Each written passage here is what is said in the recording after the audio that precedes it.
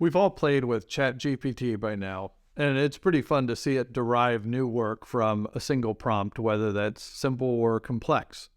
Over the holiday, I had some time to show it to my father, who's a retired molecular biologist. And we asked it to generate some poems and riddles, even come up with some Python code for looking at the energy consumption of D-cell batteries. It even answered some questions about his new car. Some of the answers felt original, and other parts were clearly plagiarized from the sources that we directed it to in the prompts. But then we began to ask it some questions that he would have asked his graduate bio-chem students in exams. When the answers came up, they weren't always right. In some ways, they were just clearly wrong in the information that they provided. And when we asked it to list sources, including work that my father had previously published, the sources were either incorrect or impossible to find when we tried to look them up. I'm Derek Weeks, reporting from the heart of Little America. Derived work is work that is based on or derived from one or more already existing works.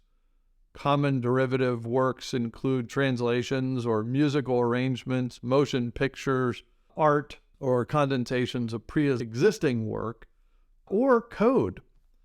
We've seen for years now that AI can start to generate its own code.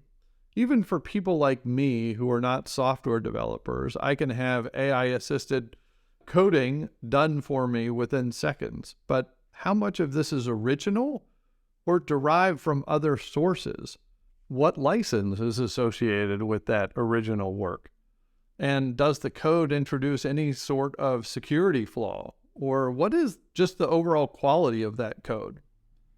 In 2023, we are going to see more amazing AI-based efforts hit the market that we'll all have access to.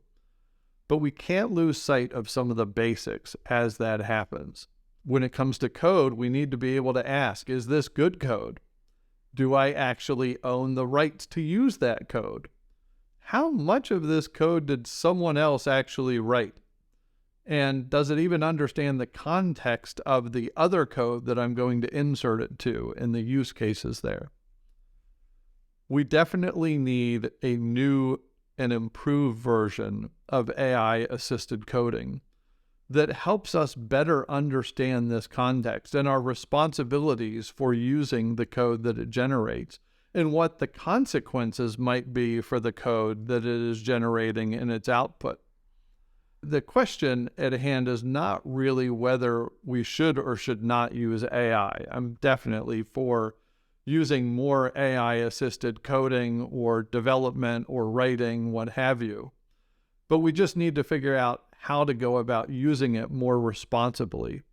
This is one thing that I and many others are going to look forward to as AI advancements continue to hit the market in 2023 and beyond.